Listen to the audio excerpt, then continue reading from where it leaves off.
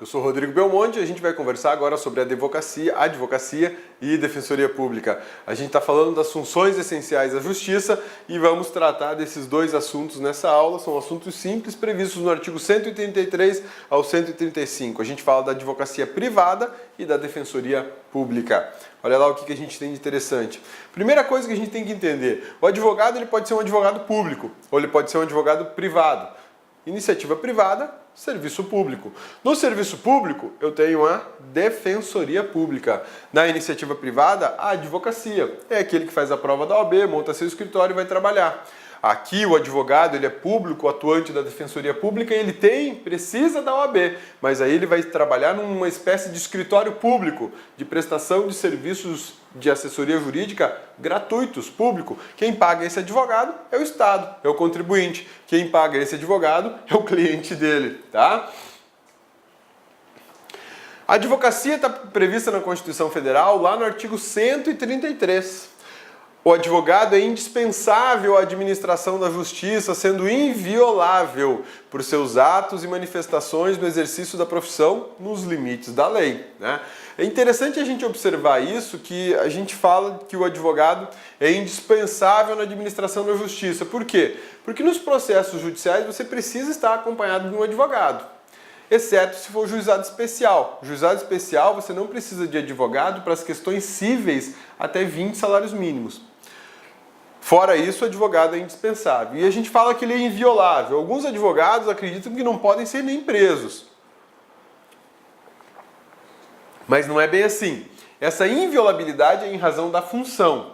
E se em razão da função ele precisar praticar ou falar alguma coisa mais firme, talvez até uma ofensa, mas que tem absolutamente a ver com a função dele, com o que ele está fazendo naquele momento, ele não pode ser responsabilizado.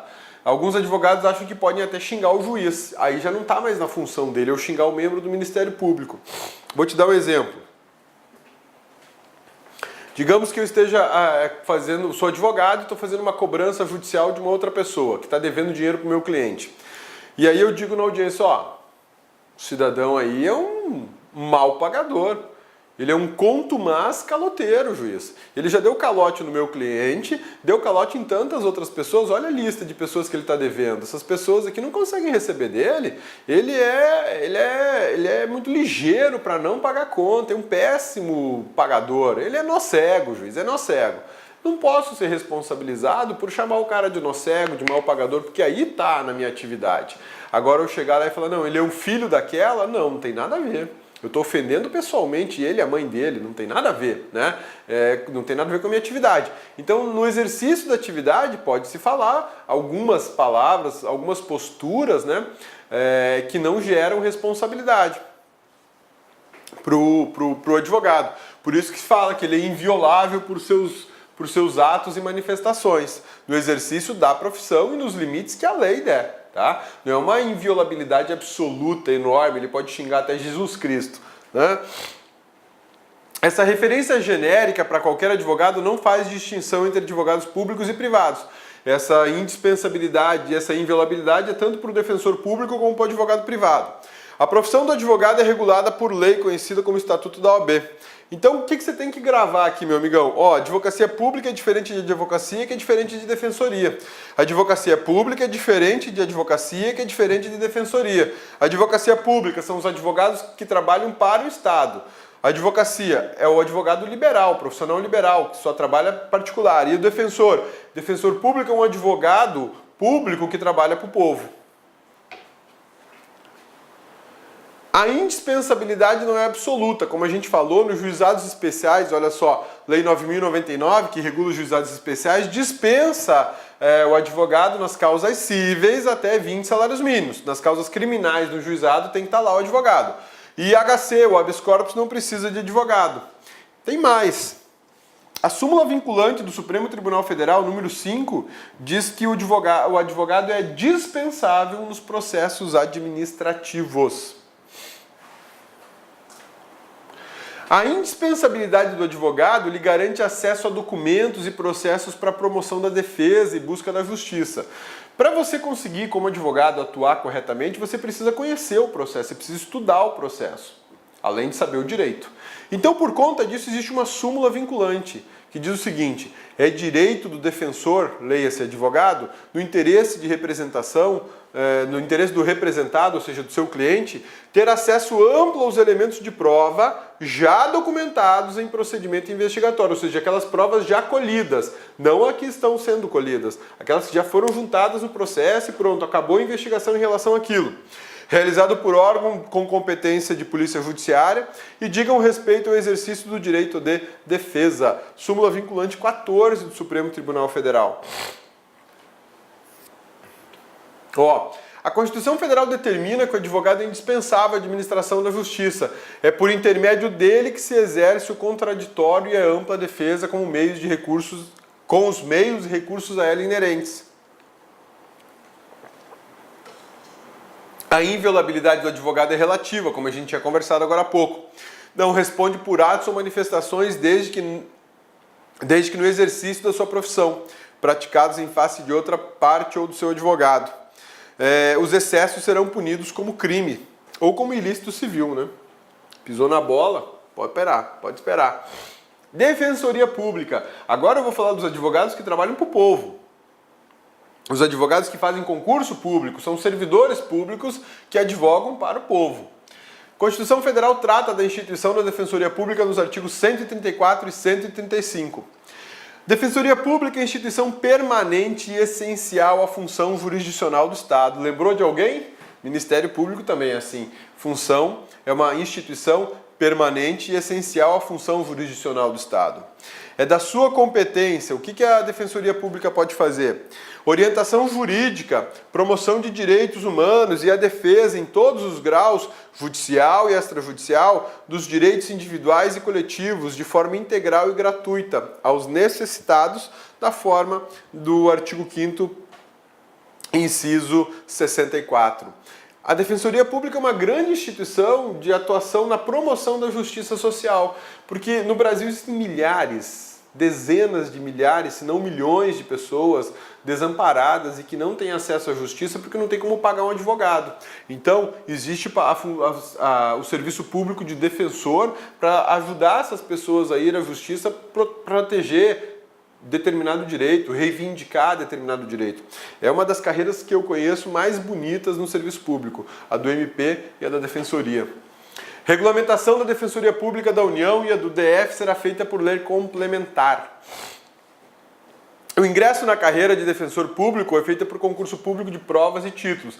Também é um concurso público bem difícil, concorrido pra caramba, né? E não é fácil de passar não. Tem que estudar muito, se preparar muito.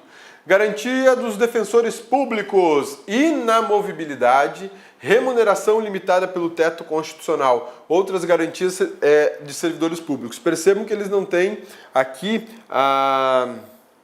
as mesmas garantias de membros da magistratura e do Ministério Público. Tem algumas, como a inamovibilidade e a irredutibilidade. Na verdade, eles têm uma remuneração limitada ao teto, não é que não é irredutível, né?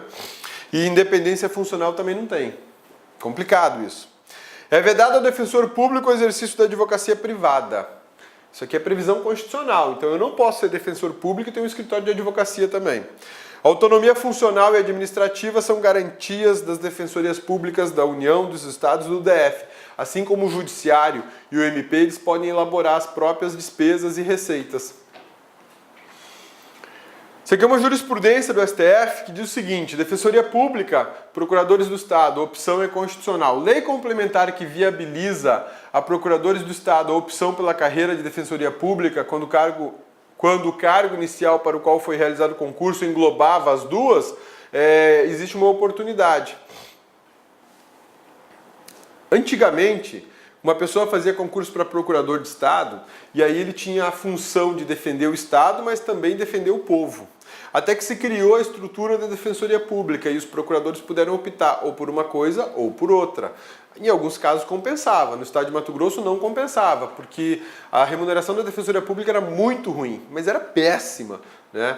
E dos procuradores de Estado era um pouco melhor. Hoje não, hoje está tudo igual e está tudo beirando o teto, os caras ganham quase 30 mil por mês.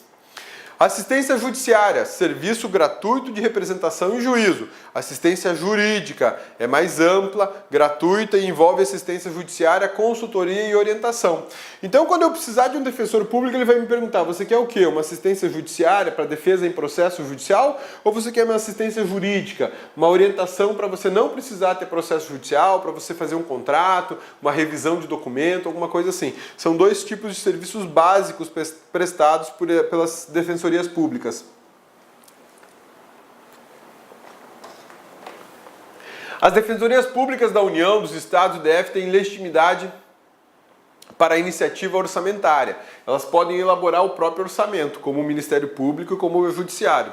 O orçamento das defensorias deve observar a Lei de Diretrizes Orçamentárias e Lei Orçamentária Anual, igualzinho o MP e a Justiça. São princípios da defensoria: unidade, indivisibilidade e independência funcional. Acabei de falar que não tinha, né? Me enganei. Risca lá que eu falei que não tinha independência funcional. Eles têm independência funcional sim, tá? Isso aqui é a emenda 45. E essa emenda aqui que deu uma maior autonomia. Olá, meus amigos, minhas amigas, sou o professor Luiz Antônio Carvalho e estou aqui para fazer um convite muito especial para vocês. Você que quer continuar assistindo essa videoaula até o final. Essa videoaula que a gente colocou no YouTube é uma aula demonstrativa, é apenas um pequeno pedaço da aula, em torno aí de 20% da videoaula.